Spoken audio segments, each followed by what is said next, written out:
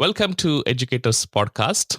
Hi, my name is Swapnil. I work as intensive care specialist in Sydney, and today it's my honor and privilege to have wonderful personality from New York, Dr. Ruth Gotian. Now, Dr. Ruth Gotian was on the show last year, and we discussed about mentoring in medical education. And today we are going to dive deeper into another less commonly talked topic, that is microaggression in medical education. Now, before we dive deeper into this topic, how are you, Ruth? I'm doing very well. Thank you. It's getting cold in New York, but it's all good. That's great. And we are here going into summer. So, Oh, so tell us about some of the achievements that you had in last year and how's this year been for you? so this has been an incredibly busy time. We launched the Mentoring Academy a little over a year ago, and we have had, I would say it's about 5 programs a month at minimum. So we've done probably altogether about 60 programs in the last year, ranging from very small to very large, from anywhere from 4 people to over 100. And we've done it for every level, from the most junior faculty. And then we've also done events for deans, chairs, and division chiefs. So we are trying to make sure that everyone is getting the mentoring that they need to be effective mentors and productive mentees. So it has been a privilege to really work on this from the ground up. And I just can't wait for what's to come. We're just getting started.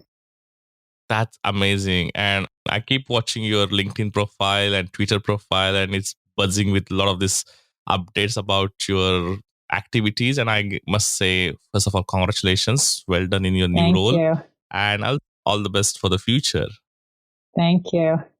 Thank you. It's something that we're not talking about enough, and we don't recognize mentoring enough within academic medicine. So we're really trying to shed some light on this.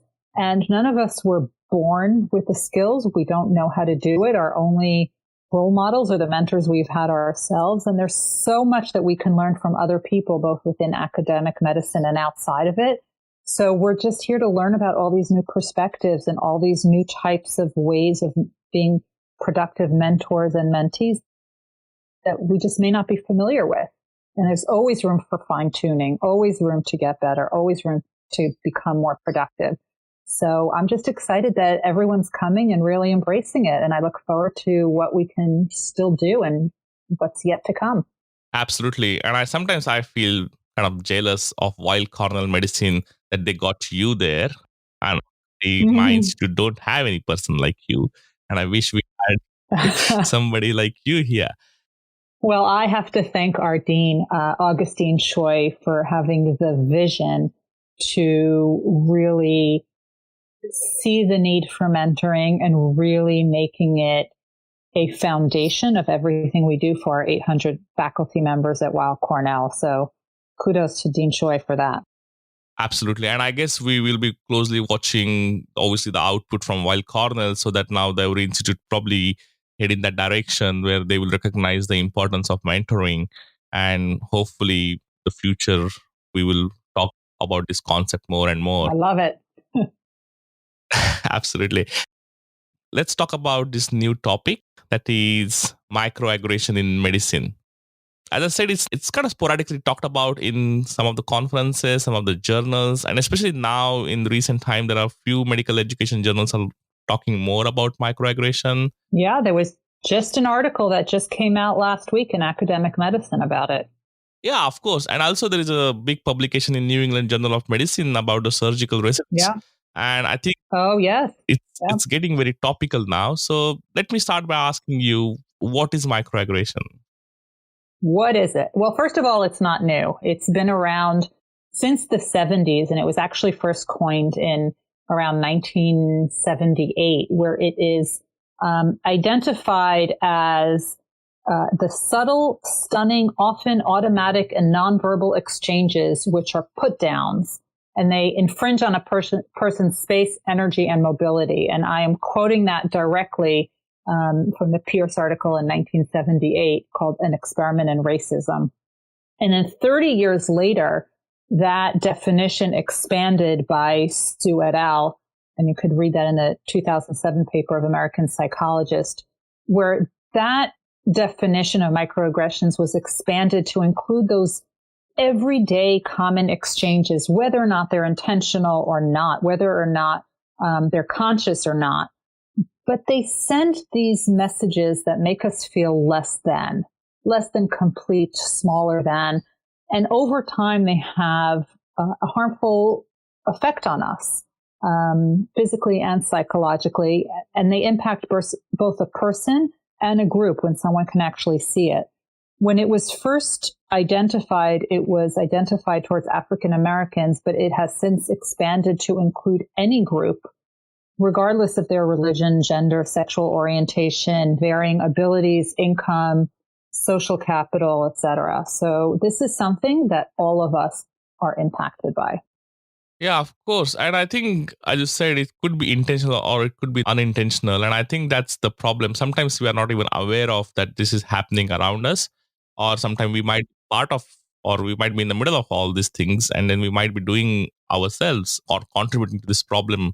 I think that's why it's very important to talk about it and being aware of it.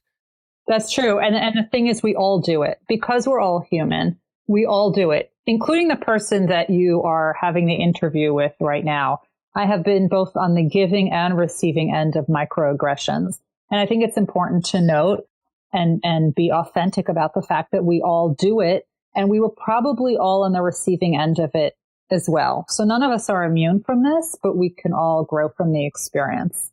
Absolutely. And I think, as you mentioned, the improvement or the solution starts with acknowledging. And I think if we don't acknowledge that I'm contributing to the problem, we never will be able to solve the problem. So I guess that's the first step, that we have to acknowledge and accept that we all are part of this issue. Mm-hmm. And in fact, if I look at the global level or at the society level, I think it's a problem everywhere in the society. Some of the tweets from politicians, and it just natural manifestation how the society is heading towards in 21st century. It's become the natural part of our conversations nowadays. Exactly. And I guess at least good that we are now being aware of this problem.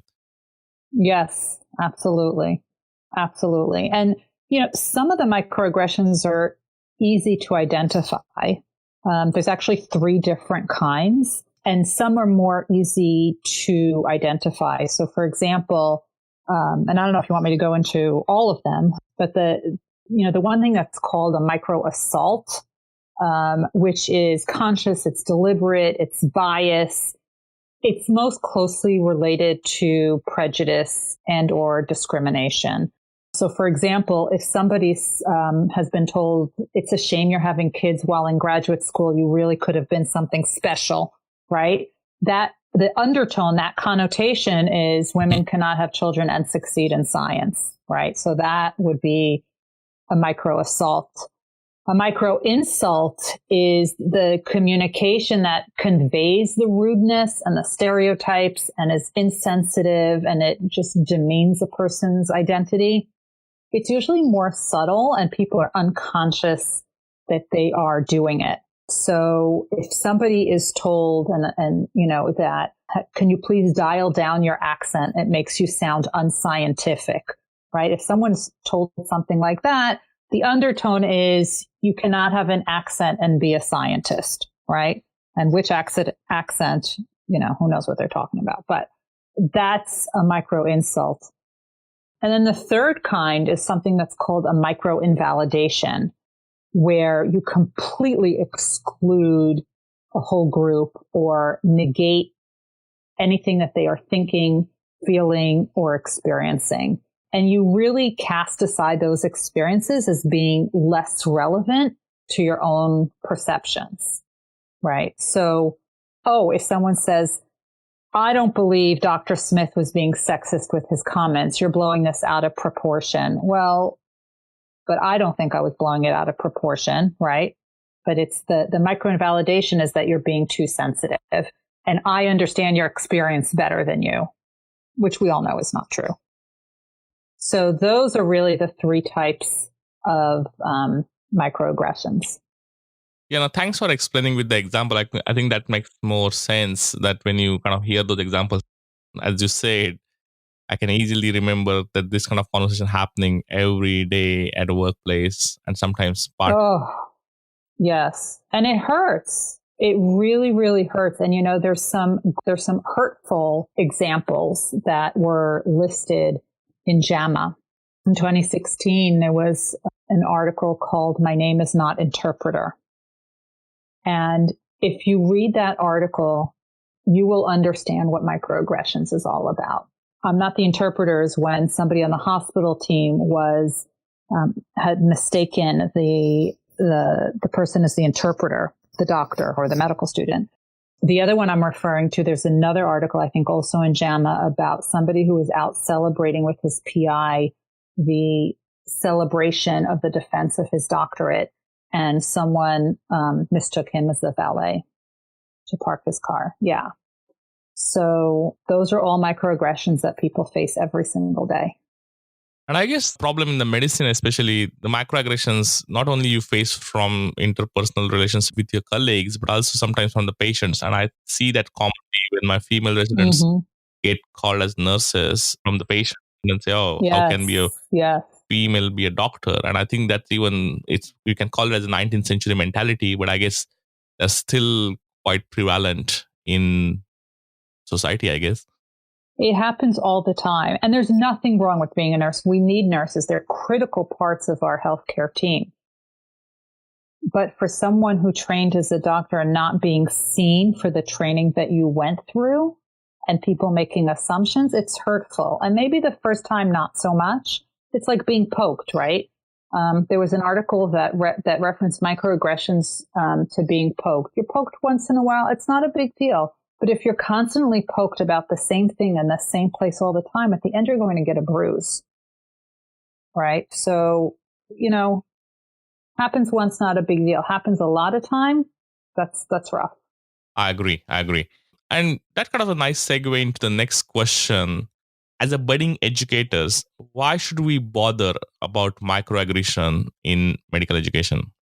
So there's actually been quite a bit of research on this, and there's a lot of negative impact of microaggressions, starting with stereotype threat. People are going to, these microaggressions can confirm a negative stereotype of a group. And that's certainly not something that we want. It also creates isolation. A person will start to withdraw, get depressed. There's a lot of stress associated with microaggressions, a lot of anxiety. We're also seeing an issue with retention. So people are leaving the profession as a result. There's also a negative impact on what's called cognitive load. All the things you have to keep in your head and keep straight, not just everything that you're doing with your work and everything that you're doing with your family. This is now taking up space as well. So when you do need to focus on your patients and your work, it's hard because this has really taken up what's called cognitive load. There have also been reports of suicide. So people are dying. So this is a really, really serious issue. So I think it's important to everyone, and especially since things like burnout are such a major issue within healthcare, this might be a part of it. I totally agree. And I guess that's why it's important to talk about this problem so that everybody is at least aware of this problem. And I think the impact is quite significant, as you mentioned. And unless we start taking steps in fixing this problem, I don't think we can completely solve this problem, but at least we can minimize this problem. I think we just need to make people aware. And I think we need to also make people aware that it's not just the underrepresentation that you see, either gender or ethnicity. It's also what you don't see. If somebody's a first generation college student or first generation professional or intermarriage of certain religious group or transgender siblings, right? If you're making a comment about transgender, you may not know that this person's brother, sister, cousin, parent is going through that. So this is something we need to just be aware. It's for what we see and what we don't see. That's right. And I guess in each kind of those minority or communities, I think now the conversation has kind of started. even nowadays, I guess, especially with the transgender community, people are becoming more aware. And I Correct. think previously used to have only male or female box to tick, apply for any specialty or anything. But I think now they're recognizing Yes. and adding that extra box. Yeah, and I think that's at least the start. But I guess there's still a lot of work to do. Yes, there's definitely a lot of work to do. And there's, certain things that we can do. First of all, we need to be aware, right? We need to be aware of what we're saying, what other people are saying, the impact it can have. We're not sure. We need to pay attention to the way our words are landing on people. If we see somebody who's getting a little bit upset by it, if we said it, we need to approach the person and talk about it, apologize if necessary. If someone else said it, we need to approach them and just let them know how those words may have been perceived. You cannot ignore it, right? My favorite author of my favorite book, Anne Dunwoody, she wrote the book A Higher Standard. She said, don't walk by a mistake, because the second you walk by it, you make it acceptable. So we need to address the microaggressions when they're happening, either when we see them happening or when we're doing it. We also need to validate people's negative feelings, right? So we cannot dismiss it. We may not have thought it was a big deal. We may not have intended it to be a big deal. But the fact that the people are seeing it and feeling it in a certain way is something that we need to acknowledge. And we should never blow it off. We have to take it seriously because it's important to them. And we know the negative ramifications of these things. I also tell people, apologize. If you made a mistake, you're human, but apologize and learn from it and try not to do it again. Don't explain what you were thinking. Don't try to, smooth over what you had intended. If you made a mistake, own up to it and apologize. And certainly don't isolate the person because they're already feeling isolated. We know that. There's research about that already. So just don't isolate them, bring them back into the fold.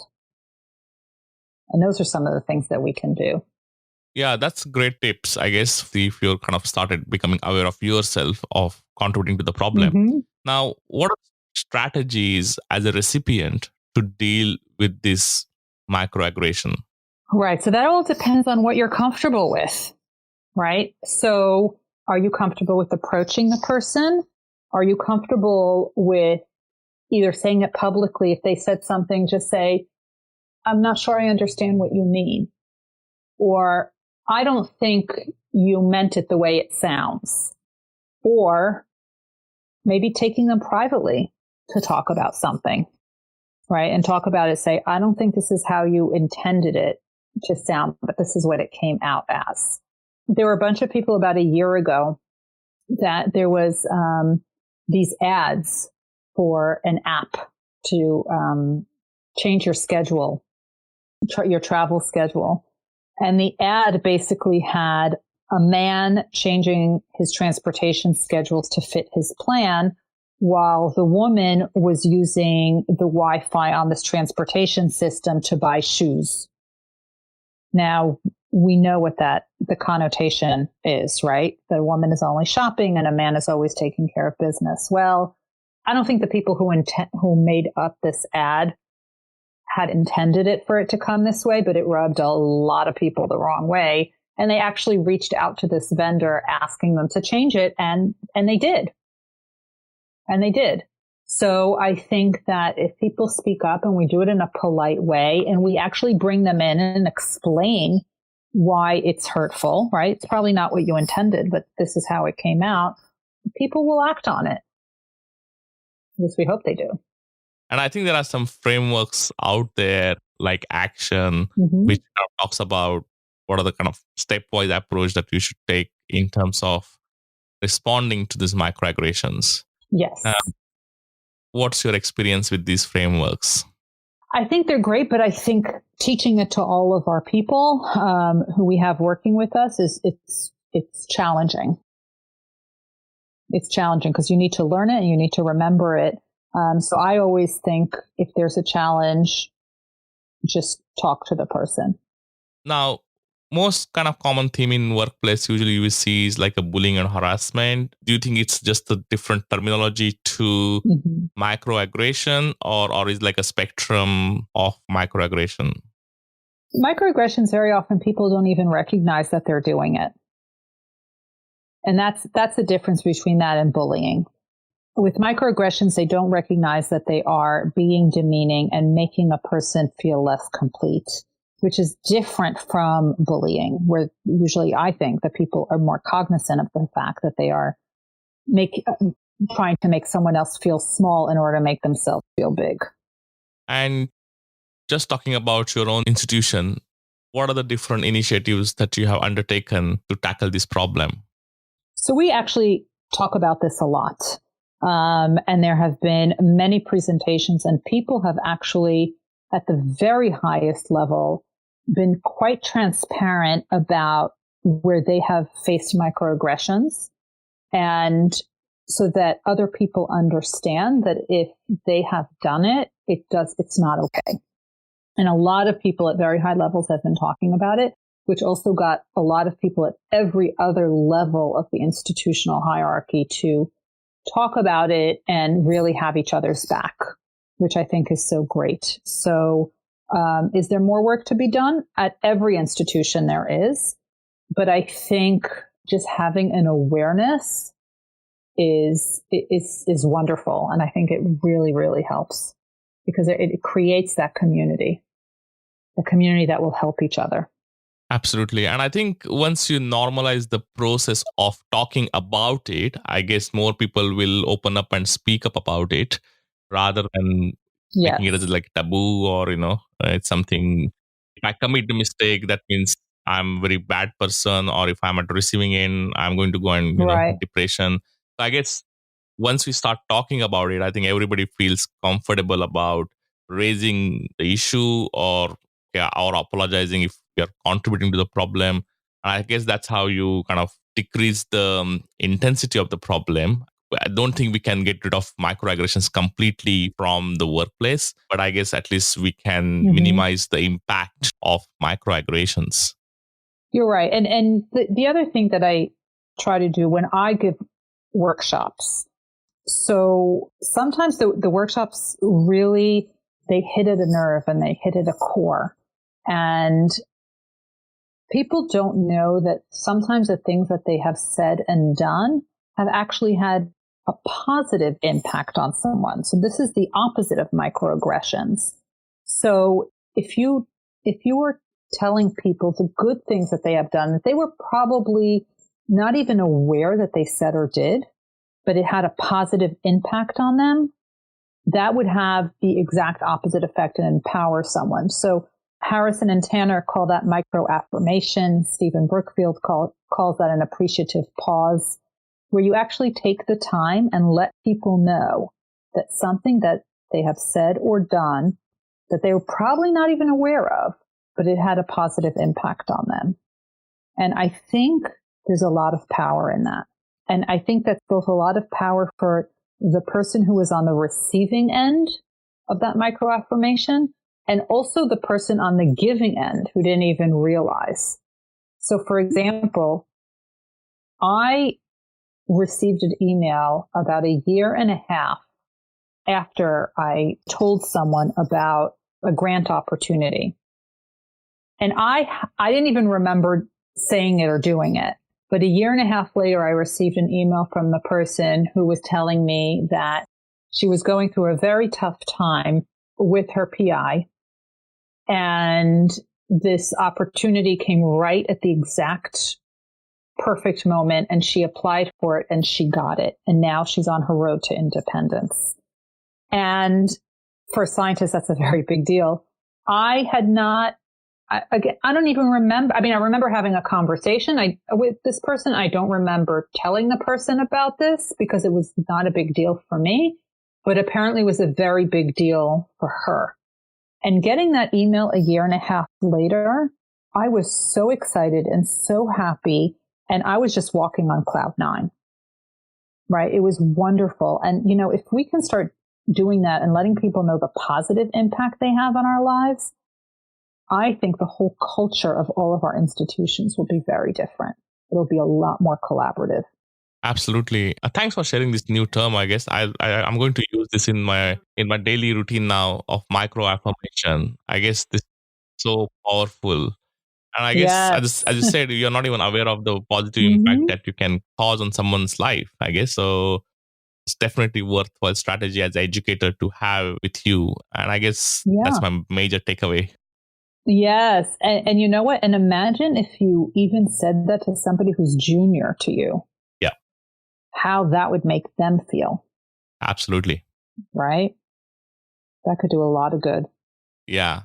I think that's the human nature, I guess, that we often love hearing positive things about our performances. And I think sometimes inherently in medicine, we talk about only about the mistakes or errors Yes. and all this kind of perfectionist attitude where, oh, if you can't perform this, you're not supposed to be a doctor, a nurse, or allied health professional because you're supposed to do the best job. And people Yeah. do make mistakes. And I think Yes. whenever somebody makes mistake, this everybody looks down upon them. And I guess that problem with the what we call as hidden culture or hidden curriculum of the medicine. Oh, yes. That's a whole other podcast. That's right. But I guess these all are kind of linked to each other because what I feel about microaggression is if I'm doing it, my junior will learn from myself. Then junior will Hmm. think that this is a normal accepted behavior and the Yeah. junior will start doing it. I guess that's the problem with the hidden curriculum as such that we just try to copy our mentors or seniors and then because we think that they are doing it, they're successful and that's normal to do it. So Yeah. That's not so healthy. mm.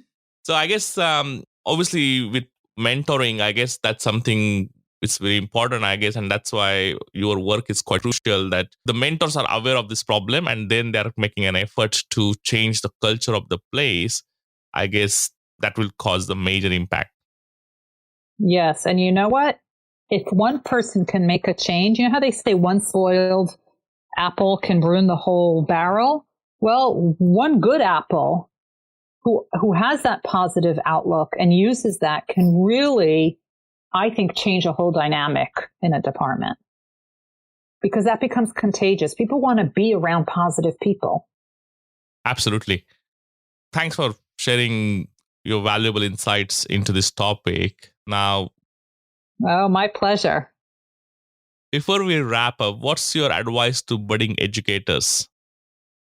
Know that you make these mistakes, these microaggressions, because you're human. So recognize it that you make it is the first step. And I think just understand that people can and should approach you when you do that and apologize and be sincere about it. And then just learn from the mistake and understand that everyone who's around you, everyone who's on your team, everyone who you teach, everyone who you educate is likely going to be both on the giving and receiving end of it. And a lot of time we don't know what we don't see. So we don't know what they had experienced before they come in our presence. So we just need to be understanding of that. Yeah. Thanks, Ruth. That was really valuable advice. And I think thanks for sharing your valuable time today. So, Absolutely. no worries. And wish you all the best for your all mentoring activities and hope we keep hearing more about you and your mentoring activities and we'll learn from a lot of them. Absolutely. My pleasure. Oh, I'd love it. Thank you. So, folks, that's the end of our today's podcast. I'll be back in another month's time with another episode of Educators Podcast. Till then, goodbye and see you next time.